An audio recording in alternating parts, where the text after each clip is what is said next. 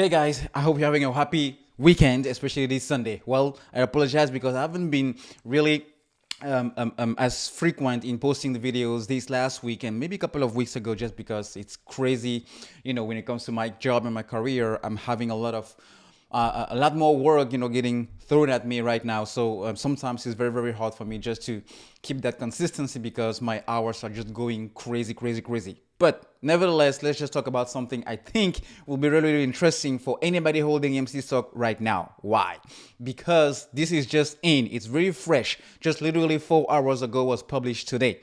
And this is coming from somebody who usually, without knowing, always, whenever he speaks about what's going to happen in the stock market, people tend to listen because usually he tends to be mostly right than wrong. All right. Now, he has something that he said, which I think will be definitely worth listening and looking into when it comes to people holding AMC stock. Look, he says the S&P 500 has 20% more downside before bottoming, but don't abandon stocks as these three sectors show promise. He's the stock chief at Morgan Stanley. If you don't know what Morgan Stanley is, he's one of those, top three, even top five, definitely among the top five biggest banks and investment banks in the world, alongside the JP Morgan Chase and the Bank of America and the Goldman Sachs. All right. So they have a lot of clients that are those people with what we call the big dogs with the big pockets.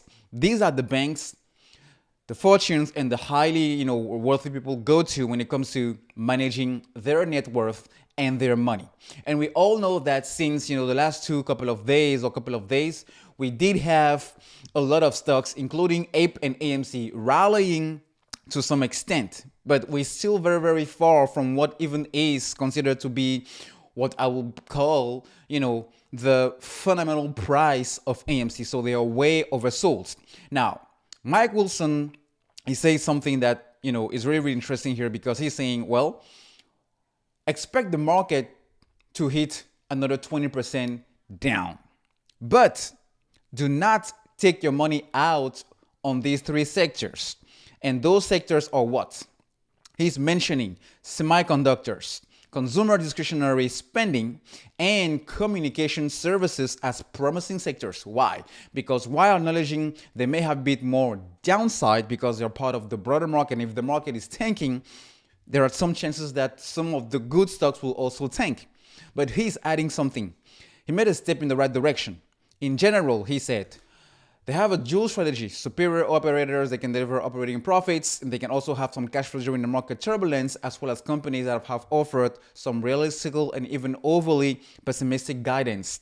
This is where it gets interesting, because when it comes to one of the sector he mentioned, consumer discretionary, this is where AMC comes in, because AMC is one of the leaders in this sector, the consumer discretionary sector. These are the type of companies that produces or offer both products or services that is part of the category of our budget that is being allocated to after we've paid the bills, going to the movie theaters, buying food, at a restaurant, going to have fun. Those are all part of the consumer discretionary sector.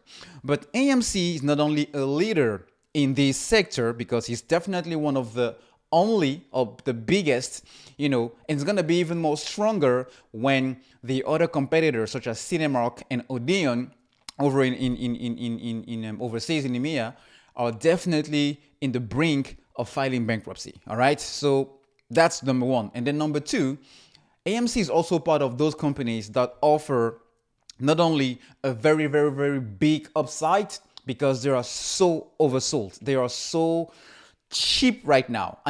Just without a short squeeze, AMC value should be around 20 to 30 bucks a share.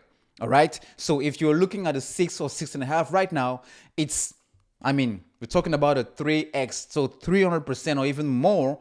And then even more so with APE. All right. So the very good, interesting part here is that these guys at Morgan Stanley are now kind of calling on, look, that's the barbell that we think makes sense. We are trying to get clients into those types of strategies we're trying to get clients into those type of strategies. In other words, simple language, they're saying to the client, which had a big dog with the big pockets, hey, look, the market is on the brink of falling hard before we can actually have a bottom, meaning where we can have, the crash pretty much over and we can kind of start the next boom market.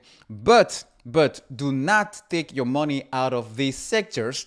And AMC is part of those list of stocks you can buy in order to not only protect your money, but to find what we call the alpha, the percentage, the gains to make your money continue to grow when the overall market is kind of falling apart. That's basically what they're calling onto the big dogs with the big pockets to do. And now that AMC is sitting at a pretty discounted, hard discounted price, and liquidity is getting rare and rarest in the market.